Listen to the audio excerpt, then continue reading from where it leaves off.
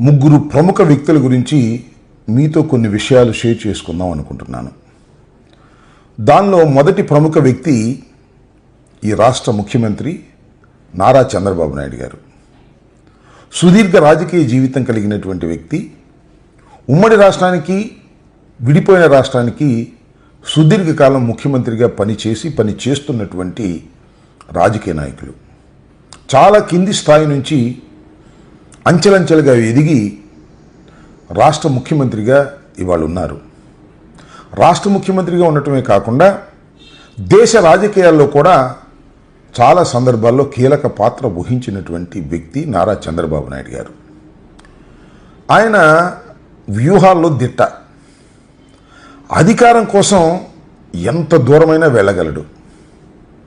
అందితే జుట్టు పట్టుకోగలడు, అందకపోతే కాళ్ళు కూడా పట్టుకోగలడు. వ్యూహాల్లో బాబు గారిని మించిన రాజకీయవేత్త బహుశా భారతదేశంలో ఎవరు లేరే అని చెప్పుకుంటారు. అలాంటి వ్యక్తి నారా చంద్రబాబు నాయుడు గారు. ఆయన మొత్తం జీవితాన్ని ఒకటి పరిశీలిస్తే ఒక చిత్రమైనటువంటి విషయం మనం గమనిస్తాం. అదేంటంటే, నందమూరి తారక రామారావు గారు కాంగ్రెస్ పార్టీకి వ్యతిరేకంగా, ఇందిరాగాంధీకి వ్యతిరేకంగా చాలా కసిగా ఆంధ్ర రాష్ట్రంలో 1983లో తెలుగుదేశం పార్టీని స్థాపించారు. అప్పుడు నారా చంద్రబాబు నాయుడు గారు తెలుగుదేశం పార్టీలో లేరు, లేకపోయారు. ఎన్టీ రామారావు గారు ఏ పార్టీ మీద వ్యతిరేకంగా పార్టీని స్థాపించారో ఆ పార్టీలో, కాంగ్రెస్ పార్టీలో చాలా క్రియాశీలకంగా ఆ రోజున నారా చంద్రబాబు నాయుడు గారు ఉన్నారు అని ఒక మాట కూడా అన్నాడు. అప్పుడు ఇందిరాగాంధీ ఆదేశిస్తే మా మామమ్మ గారి మీదైనా పోటీ చేస్తాను అని చెప్పాడు. అంటే లాయల్టీ ఆఫ్ కాంగ్రెస్ పార్టీని ప్రదర్శించే ప్రయత్నం చేశాడు. అలాంటి నారా చంద్రబాబు నాయుడు గారు ఎప్పుడైతే తెలుగుదేశం అధికారంలోకి వచ్చి సెటిల్ అయిందో, కాంగ్రెస్ నుంచి తెలుగుదేశంలోకి వచ్చారు, పార్టీ మారారు. సరే, పార్టీ మారటం అనేది భారత రాజకీయాల్లోనూ దేశ రాజకీయాల్లోనూ పెద్ద చిత్రమైన విషయం ఏం కాదు. అది తప్పుగా కూడా ఎవరూ భావించడం లేదు. పార్టీ మారటం కాదు, పార్టీ మారి తెలుగుదేశాన్ని మొత్తాన్ని ఆక్రమించేసుకున్నారు. ఇవాళ ఎన్టీ రామారావు గారితో కలిసి పార్టీ స్థాపించినప్పుడు ఉన్నవాళ్ళు చాలామంది స్వర్గస్థులయ్యారు. ఉన్నవారిని రాజకీయంగా స్వర్గస్థులు చేశాడు చంద్రబాబు నాయుడు గారు. ఇప్పుడు తెలుగుదేశం అంటే చంద్రబాబు నాయుడు గారు, చంద్రబాబు నాయుడు గారు అంటే తెలుగుదేశం. రాబోయే కాలంలో తెలుగుదేశం అంటే నారా లోకేష్ అంటే తెలుగుదేశం అని చేయడానికి కూడా ఆయన తాపత్రయపడుతున్నాడు. అది వేరే అంశం. ఇది క్లుప్తంగా నారా చంద్రబాబు నాయుడు గారి గురించి చెప్పదలుచుకుంది. ఇక రెండో వ్యక్తి, పక్క రాష్ట్రంలో ఉన్న తెలంగాణ ముఖ్యమంత్రి రేవంత్ రెడ్డి గారు. ఈయన కూడా చాలా చిత్రం. ఆయన తెలుగుదేశంలో ఉన్నారు. చంద్రబాబు నాయుడు గారు పర్మిషన్ తీసుకుని తెలుగుదేశం నుంచి కాంగ్రెస్లోకి వెళ్ళి ఆ కాంగ్రెస్ మొత్తాన్ని ఆక్రమించుకున్నారు. ఆయన కూడా వ్యూహాల్లో దిట్ట. అడ్డదారుల్లో గురువును మించిన శిష్యుడు. ఎందుకంటున్నానంటే, నారా చంద్రబాబు నాయుడు గారి శిష్యుడే రేవంత్ రెడ్డి గారు కూడా. ఈ రేవంత్ రెడ్డి గారు అడ్డగోలుగా, అడ్డదారులో కాంగ్రెస్ పార్టీ ముఖ్యమంత్రి అయిపోయారు. అదృష్టవంతుడు. ఇక్కడ నేను చెప్పదలుచుకుంది ఏంటంటే, నారా చంద్రబాబు నాయుడు గారు కాంగ్రెస్ నుంచి తెలుగుదేశంలోకి వచ్చి తెలుగుదేశాన్ని ఆక్రమించుకున్నారు. తెలుగుదేశం నుంచి రేవంత్ రెడ్డి గారు కాంగ్రెస్లోకి వచ్చి కాంగ్రెస్ మొత్తాన్ని ఆక్రమించుకున్నారు. ఇవాళ కాంగ్రెస్ అంటే రేవంత్ రెడ్డి అంటే కాంగ్రెస్. తెలంగాణలో కాంగ్రెస్ పార్టీలో కష్టపడినవారు, కాంగ్రెస్ పార్టీలో ఎన్ఎస్యూ ప్రెసిడెంట్లుగా, యూత్ కాంగ్రెస్ ప్రెసిడెంట్లుగా, యూత్ కాంగ్రెస్లోనూ ఎన్ఎస్యూలోనూ పనిచేసినటువంటి చాలామంది వాళ్ళు వెనకబడిపోయారు. రేవంత్ రెడ్డి గారి వెంటే తిరగాల్సినటువంటి పరిస్థితి ఏర్పడుతుంది. తెలంగాణలో ఒక తిరుగులేని కాంగ్రెస్ నాయకుడిగా ఇవాళ రేవంత్ రెడ్డి గారు ప్రభావం చూపుతున్నారు. ఆయనే ఏమంటే అదిలాగా ఇవాళ అక్కడ కాంగ్రెస్ పార్టీలో ఉన్నది. వీళ్ళిద్దరూ రెండు పార్టీల్లో ఉన్నారు. రెండు పార్టీలు మీన్స్ వ్యతిరేకమైన పార్టీల్లో, ప్రత్యర్థి పార్టీల్లో. ఇది మనం ఇక్కడ గుర్తుపెట్టుకోవాలి. అయినా వారిద్దరి మధ్యన బంధం మాత్రం బలంగానే ఉంటుంది. ఇంకా మూడో వ్యక్తి కొణిదెల పవన్ కళ్యాణ్ గారు. సినిమాల్లోకి నుంచి రాజకీయాల్లోకి రావడంలోనే చాలా చిత్రంగా వచ్చారు.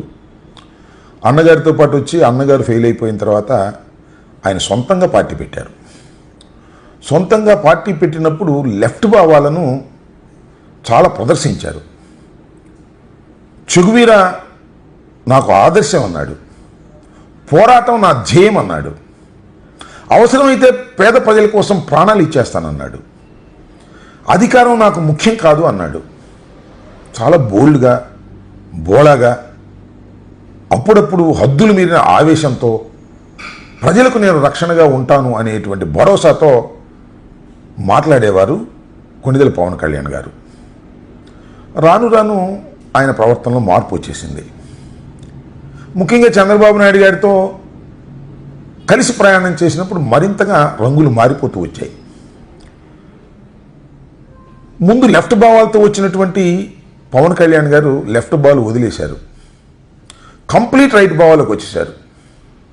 రైట్ భావాలు ఎక్కడి దాకా వెళ్ళారంటే సనాతన భావాలను, సనాతన ధర్మాలను ఈ దేశంలో కాపాడటం కోసం కంకణం కట్టుకున్నాను, అవసరమైతే ప్రాణం ఇచ్చేస్తాను అంటే చాలా సందర్భాల్లో ప్రాణం ఇచ్చేస్తాను అనేటువంటి మాట ఆయన చాలా సునాయాసంగా మాట్లాడుతూ వస్తున్నారు ఈ మధ్యకాలంలో. నేను ఇక్కడ చెప్పదలుచుకుంది ఏంటంటే ఆయన ముఖ్యమంత్రి కావాలని, ఆయన ముక్కుసూటిగా వ్యవహరించే వ్యక్తి అని, చాలా సిన్సియర్గా ఉంటాడని భావించేటటువంటి ఒక వర్గం ప్రజలు ఉన్నారు.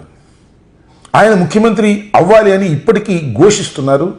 ఎక్కడికైనా వెళ్ళినప్పుడు సీఎం సీఎం అని అరుస్తూ ఉన్నారు.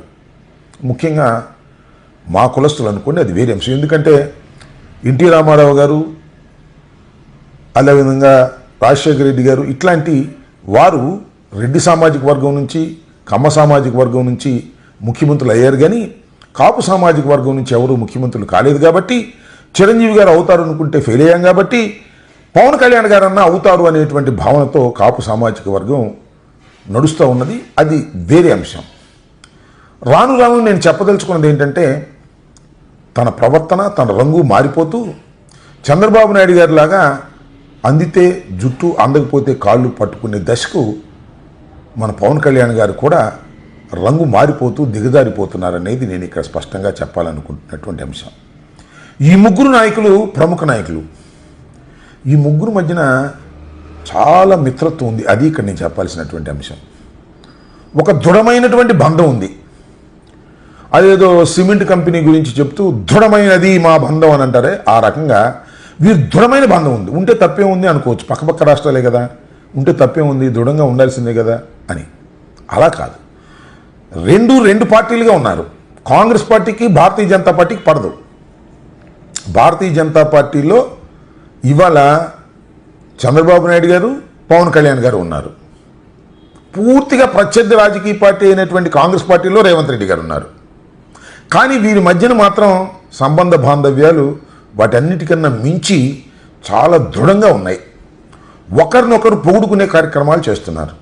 మొన్న ఈ మధ్యనే రేవంత్ రెడ్డి గారి గురించి పవన్ కళ్యాణ్ గారు చాలా గొప్పగా చెప్పేటటువంటి ప్రయత్నం చేశారు. అది పుష్ప సినిమా అంశం వచ్చినప్పుడు. దిల్ రాజు గారు వచ్చేదాకా పుష్ప అంశాన్ని గురించి మాట్లాడలేదు పవన్ కళ్యాణ్ గారు. ఎప్పుడైతే దిల్ రాజు గారు వచ్చి రేవంత్ రెడ్డి గారి దగ్గర నుంచి ఒక సందేశాన్ని తీసుకొచ్చారో, ఆ సందేశం వచ్చిన తర్వాత రేవంత్ రెడ్డి గారి గురించి గొప్పగాను, పుష్ప తప్పు చేశాడనే భావంతోనూ మాట్లాడి తన నిజస్వరూపాన్ని బయట పెట్టుకున్నాడు. అది వేరే అంశం. నేను ఇక్కడ చాలా స్పష్టంగా చెప్పాలనుకుంటున్నటువంటి అంశం ఏమిటంటే పక్కపక్క రాష్ట్రాలు సత్సంబంధాలు కలిగి ఉండవలసిందే, దానిలో ఏ విధమైన అభ్యంతరము లేదు. ఈ మధ్యన చంద్రబాబు నాయుడు గారు రేవంత్ రెడ్డి గారి కోరిక మేరకు తిరుపతి దర్శనాల విషయంలో చాలా లిబరల్గా తెలంగాణ ఎమ్మెల్యేలకు ఇచ్చారు. సంతోషం, దాన్ని ఎవరు వ్యతిరేకించాల్సిన అవసరం లేదు. ఎందుకంటే వారు తెలుగువారే, మనం ఉమ్మడిగా కలిసి ఉన్నాం. తిరుపతి వ్యవహారంలో వారికి దర్శనాలు ఇవ్వడంలో తప్పు లేదు. కానీ ఇక్కడ నేను ఒక విషయాన్ని చాలా స్పష్టంగా చెప్పాలని అనుకుంటున్నా. జూలై మాసంలో అనుకుంటాను అధికారంలోకి వచ్చిన తర్వాత చంద్రబాబు నాయుడు గారు చాలా ఆర్భాటంగా విభజన చట్టంలోని కొన్ని అపరిష్కృతమైనటువంటి అంశాలను తేల్చడానికి రేవంత్ రెడ్డి గారితో సమావేశం అని హైదరాబాద్ వెళ్ళారు. రెవెన్యూ మంత్రి గారు, అదేవిధంగా టూరిజం మంత్రి గారు దుర్గేష్ గారు, ఇంకా కొంతమంది మన మంత్రులు, అదేవిధంగా రేవంత్ రెడ్డి గారు, బట్టి విక్రమార్క గారు, మరి కొంతమంది మంత్రులు అందరూ వెళ్ళి సమావేశం అయ్యారు. అపరిష్కృతంగా ఉన్నటువంటి సమస్యలన్నీ పరిష్కరిస్తామన్నారు.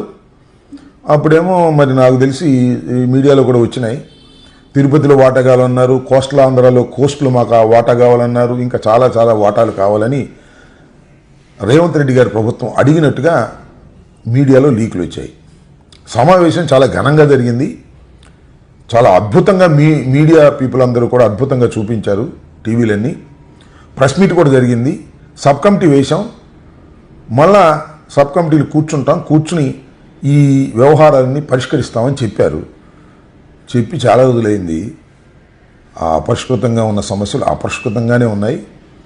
ఇదంతా ఒక నాటకీయంగా పరిణామాలు చేయటానికి, రేవంత్ రెడ్డి గారిని కలుసుకోవడానికి మాత్రమే ఈ మీటింగును ఉపయోగించుకున్నారు చంద్రబాబు నాయుడు గారు అనేటువంటి అప్రతిష్ట కూడా చంద్రబాబు నాయుడు గారికి వచ్చింది. ఎందుకంటే ఇంతవరకు ఏ సమస్య పరిష్కారం కాలా. నేను ఇక్కడ చాలా క్లియర్గా చెప్పదలుచుకున్నది ఏమిటి అంటే, రేవంత్ రెడ్డి గారు భారతీయ జనతా పార్టీ వ్యతిరేకమైన కాంగ్రెస్ పార్టీలో ముఖ్యమంత్రిగా ఉన్నా, చంద్రబాబు నాయుడు గారు భారతీయ జనతా పార్టీ కూటమిలో ఉన్నా, వీరి బంధం మాత్రం చాలా బలంగా ఉంటుంది. సరే, చంద్రబాబు నాయుడు గారి గురించి నేను ప్రత్యేకంగా మీకు చెప్పాల్సిన అవసరం ఏమైనా ఉందా? లేదు కదా. ఆయన కాంగ్రెస్తో ఉంటాడు, బీజేపీతో ఉంటాడు, కమ్యూనిస్టులతో ఉంటాడు, ఎవరితో అయినా సమయానుకూలంగా మార్పు చెందగలిగినటువంటి వ్యక్తి. అది ఆయన దగ్గర ఉన్న గొప్పతనం. సరే, పవన్ కళ్యాణ్ గారు అలా కాదని అనుకుంటారు. పవన్ కళ్యాణ్ గారు కూడా అలాగే అయిపోయారనే విషయాన్ని నేను ఇక్కడ చెప్పదలుచుకున్నాను. ఈ ముగ్గురు భావాజాలాలు వేరువేరైనా, ముగ్గురు ప్రత్యర్థి పార్టీల్లో ఉన్నా ఒకరికొకరు, వీరి బంధం మాత్రం చాలా దృఢమైనటువంటి బంధం. ఏమిటి బంధం, ఎందుకు ఈ బంధం అనేది ఇక్కడ మనం అందరూ ఆలోచించుకోవాలి. సాగినంతకాలాలు ఈ బంధాలన్నీ సాగుతూ ఉంటాయి. అధికారంలో ఉన్నప్పుడు మీడియా బ్రహ్మాండంగా సపోర్ట్ చేస్తుంది.